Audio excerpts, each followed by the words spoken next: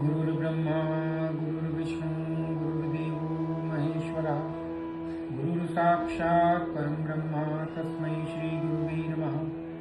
ध्यानमूलं गुरुर्मूर्ति पूजामूलं गुरुपदं मंत्रमूलं गुरुर्वाक्यं मोक्षमूलं गुरुकृपा।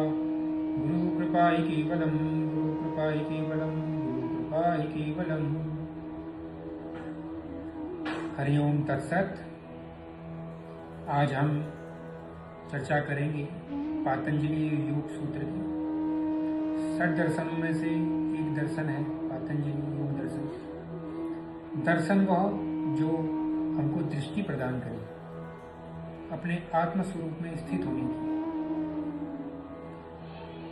जहाँ और दर्शन जो हैं वो कहते हैं कि अथा तो ब्रह्म जिज्ञासा, अथा तो धर्म जिज्ञासा, वहीं पातंजलि योग दर्शन जिज्ञासा पे जोर नहीं देता। हम अनुभव की बात करते हैं योग में। योग अनुभूति का विषय है। पातंजलि योग दर्शन 4 स्तंभों में खड़ा है। पहला पाद है समाधि पाद, दूसरा पाद है साधना पाद, तीसरा पाद है विभूति पाद और चौथा पाद है हमारा कैवल्य पाद।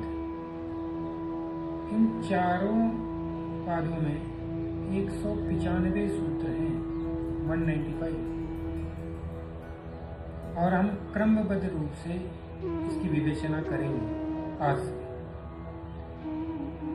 तो जो पहला सूत्र पातंजलि योग सूत्र का है, योग दर्शन का जो पहला सूत्र है, अथ योगानुशासनम। अर्थ जो यहाँ प्रयोग हुआ है ये कालात्मक नहीं है, काल अवधि को दर्शाने वाला नहीं है। ये कह रहा है कि अभी शुरू करें, अर्थात अभी शुरू करें वह साधक कह सकता है जिसके अंतःकरण में प्रचंड वेग उत्साहित रूप से प्रभाव होने लग जाए कि मुझे ईश्वर प्राप्ति करनी है, मुझे इसी जन्म में ईश्वर प्राप्त करना है। इतना आवेग उसके अंदर जब प्रकट होता है तब अथ प्रकट होगा। योगानुशासनम, योग युज धातु से मिलकर बना है। युज धातु से योग बनता है और युज का अर्थ है जुड़ना। पतंजलि ने यहाँ योग को समाधि कहा है। ये जो पंच भौतिक शरीर हमारा है, इसका संबंध हमारे मन से हमें ऊपर आत्मा, हमें अपनी आत्मा में स्थित होना है। 5 कर्मेंद्रियां हैं, 5 ज्ञानेंद्रियां हैं, 10 इंद्रियों का स्वामी जो मन है, उसमें जब हम अंतर्मुखी होते हैं तो हमारी साधना शुरू होती है। और इस साधना को क्रमबद्ध रूप से करने का जो टेक्निक है, जो तरीका है, वो अनुशासनम कहलाता है। अनुशासनम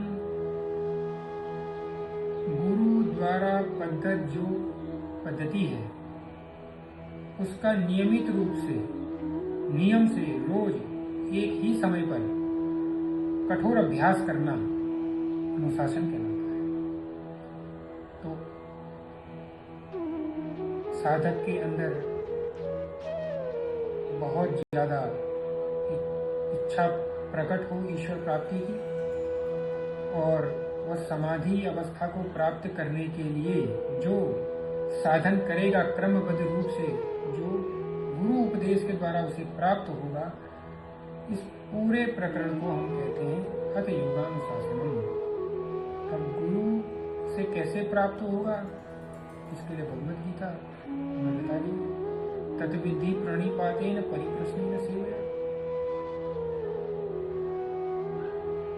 तत्वदर्शी गुरु जो इस योग विद्या को जानते हैं, उनके पास प्रणिपात होते हुए सेवा के माध्यम से अपने अहंकार को शून्य करते हुए उनसे अपनी जिज्ञासा को प्रकट करें।